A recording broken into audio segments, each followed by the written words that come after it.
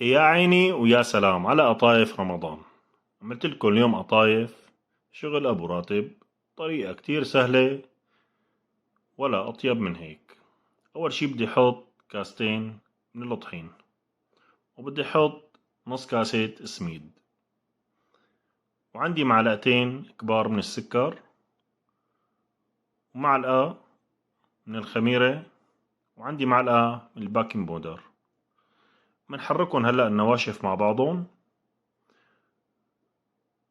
وعندي 3 كاسات مي. المي بدها تكون دافية شوي صغيرة. كنت ناوي أول شي أعملهم بالزبدية، بس بعدين لحالي بحطهم بالخلاط وبخلطهم مع بعضهم، فبصيروا هيك وبصيروا هيك. إذا حبيتوا تخلطوهم تخلطوهم أقل شي 5 دقايق 6 دقايق. بعدين آخر شي بتضيفوا الكربونة. تمام، نص معلقة صغيرة من الكربون نحطها فوق، نرجع كمان دقيقتين 3 بنخلطهم مع بعضهم ومنريحهم نص ساعة. بعد نص ساعة بصيروا عنا جاهزين، اختمروا أمورهم تمام. بنحمل المقلاية على الوسط وبنحط الكمية المناسبة اللي بتناسبنا. بدنا حجم القرص صغير كبير، أنا عملته وسط تقريبا، لأن الصغير بعلل لي قلبي أنا، فبحب هيك شغلي على السريع. حطيتهم هيك كبار. وهلأ بدنا نحضر القشطة.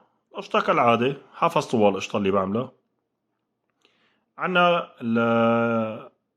جبنة الموزاريلا تقريبا 400 جرام عندي، وبدي حط نص علبة الماسكربونة، يعني 200 جرام ماسكربونة.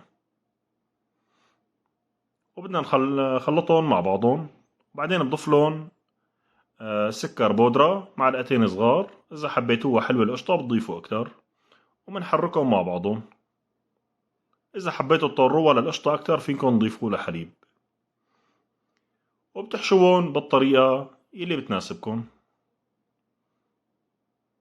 بتكتروا بتقللوا قشطة، بس خير الأمور أوسطها. بتحطوها بتسكروها هيك على الأطراف كلياتها. أنا لفيتهم بهذا الشكل، سكرتهم هيك كلهم ستاتي مشان أسهل دغري هيك مثل الساندويش الواحد بياكلها. وصحتين وهنا وعوافي. شغل أبو راتب. هي عملتها بهذا الشكل، ورمضان كريم.